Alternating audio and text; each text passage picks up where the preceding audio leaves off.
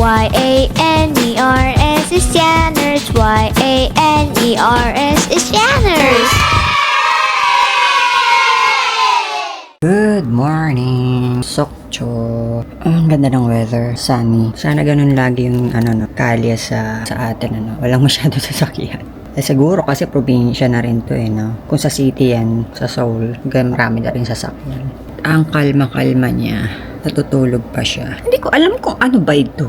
Ferris wheel ba yan? O ito. Yan. Hindi naman siya gumagalaw. Ferris wheel yata yan pero wala namang sumasakay kagabi. Siguro kasi konti lang yung tao. Tsaka medyo malamig-lamig pa. Bawal pa pala mag-swimming ngayon dito.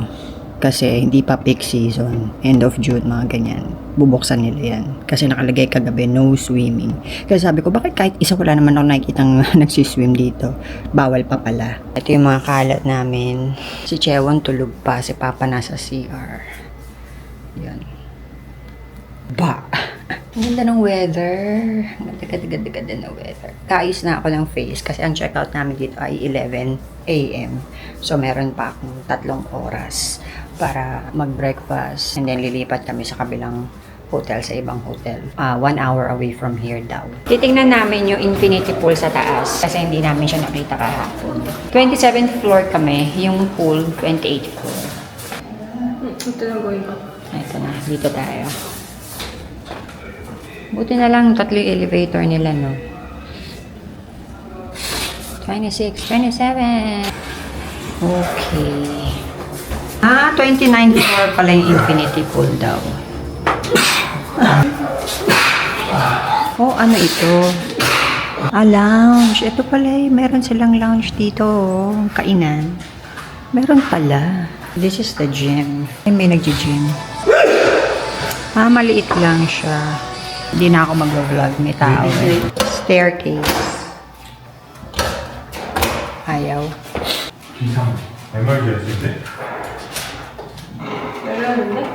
Wala. Baka doon. No. Tanungin na lang natin.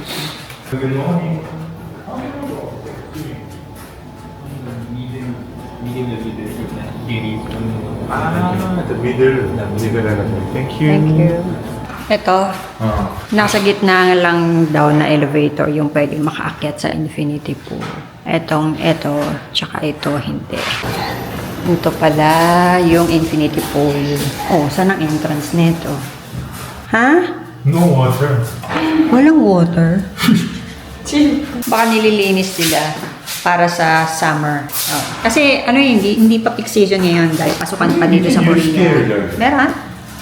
Magbubukas sila kaya hinahanda na nila. Pwede.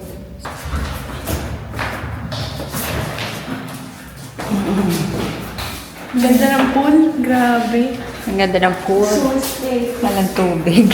Tsaka wala namang magsiswimming na dito. Tama na. Medyo malamig-lamig pa na ako. Complain lang. Tagalog.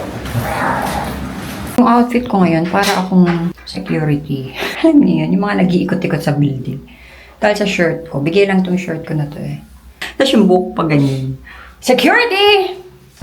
Hindi ko masyado makita yung screen masyadong maliwanag ba yan. Andito na kami sa may art museum. So, ang check-in pa kasi namin doon sa kabilang hotel is 3 p.m. pa and 12 pa lang ngayon. So, may 3 hours pa kami. Kaya dadaan muna kami dito. Ikot-ikot. Oh, ang dilim.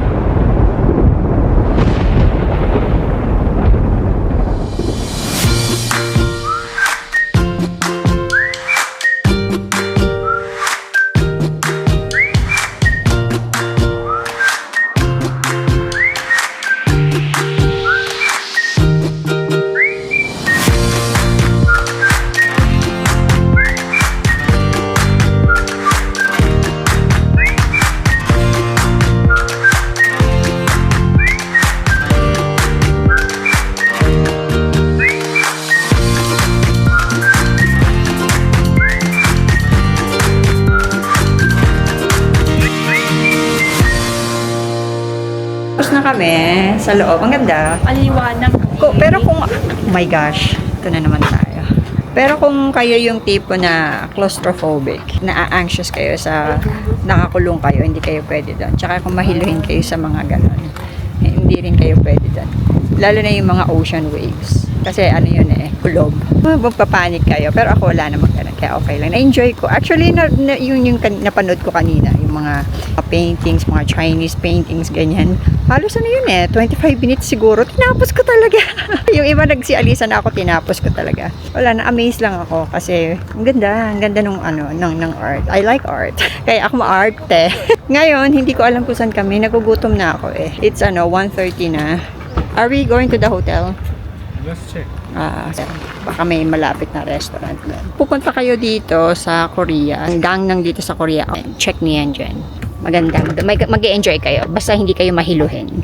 Tapos kanina, habang nanonood ako nung show, bigla yung bato ko dito. Lumamig talaga. As in, ang lamig bigla. Sabi ko, may multo dito.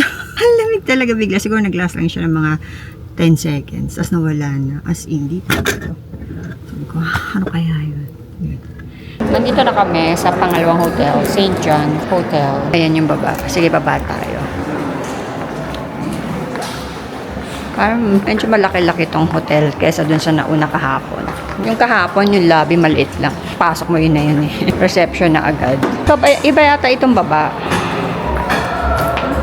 Parang ano yan? Ano ba yan? Tambayan yata. Ito yata yung mismong reception area.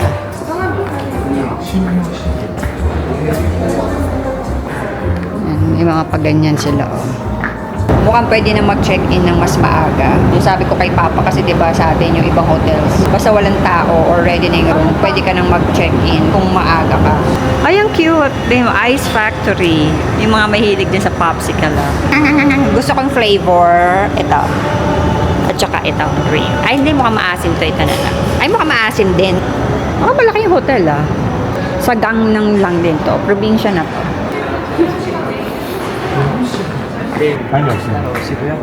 저희가 이제 환절기라 지금 냉방만 가동되고 있어요. 냉방 가동 시간은 오후 3시부터 새벽 2시까지 가동되고요. 그동안은 객실에서 직접 냉방 설정 가능하세요.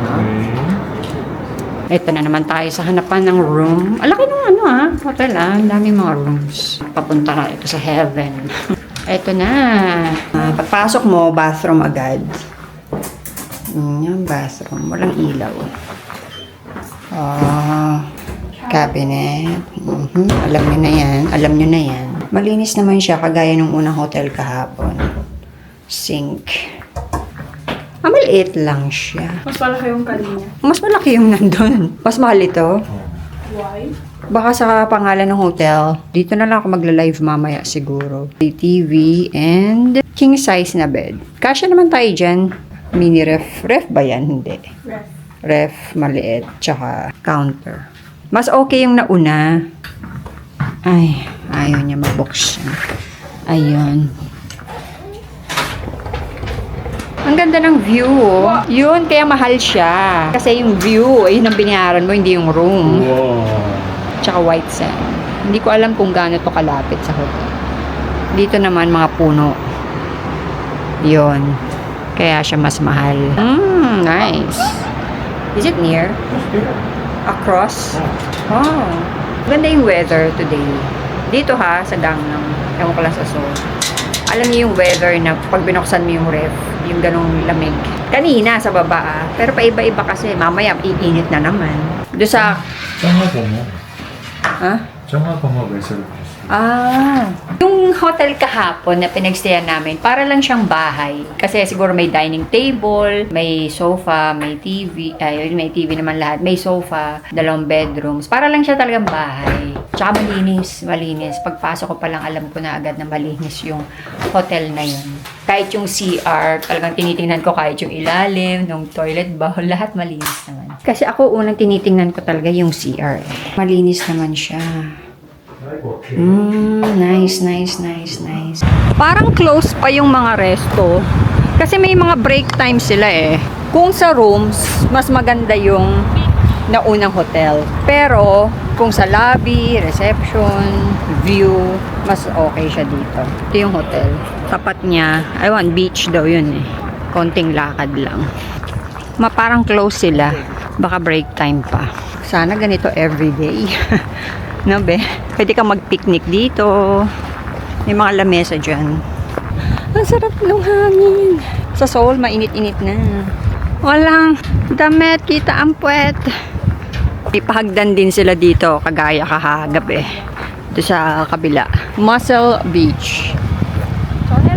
Ang laki nung ano bang tawag dito? Yung pang exercise. Kettlebell. Kettlebell naman ako. Halatang di nag-exercise ako na. Dito may nagsiswim. Doon sa kabila kagabi, wala, bawal. Beach is nice. You take it. What? That supplement. Protein? Naku, hindi ako pwede dyan. Baka mategi ako agad ng maaga. So, you try, Papa.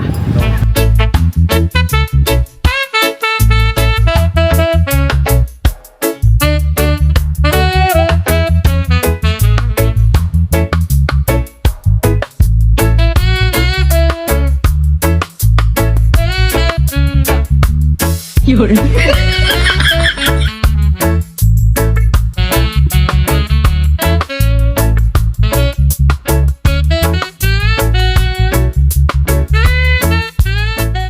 Nandito na kami sa restaurant malapit sa hotel. May nahanap kami. Ang galing nung ano nila, electric fan, yung ceiling fan. Tinapat nila dun sa may aircon para kalat yung hangin. Ay.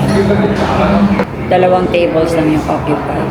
Tapos na siguro sila mag-lunch kasi 2:30 na eh. Ang in-order ko ay bibimbap. Ano in-order mo? Budet chicken. Buday chicken. Share ka. Gusto ko sana yung naengmyeon. Yung cold noodles. So baka hindi ko maubos eh. Kaya mamaya na lang. Ito na yung order ko. Ito yung order nila. Oh, gusto kong kumain nito. Ayaw ng tiyan ko niyan. Kahit gusto kong kumain. Ayaw ng tiyan ko. Sasakit yung tiyan ko. Spicy. So dito na lang ako. Tapos na kami mag-lunch. And 3 o'clock na. May 2 hours pa ako para mag-start ng live. Yung mga ibang artista nagpunta na dito. Ito, open din. Pero wala na. Tapos na kasi yung lunch. St. John. Para hospital. Yung hotel parang ano. Nakita niya yung kanina. Parang ano siya. Hospital. Ang laking crab! King crab.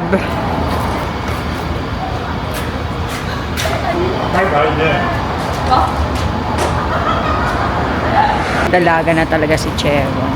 Pati yung mga post niya. Pandalaga na talaga.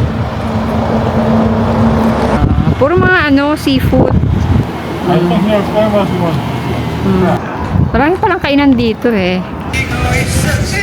Ang laki ng ano. Masarap kumain ba na dito sa may labas? Yung pag ganito kahangin.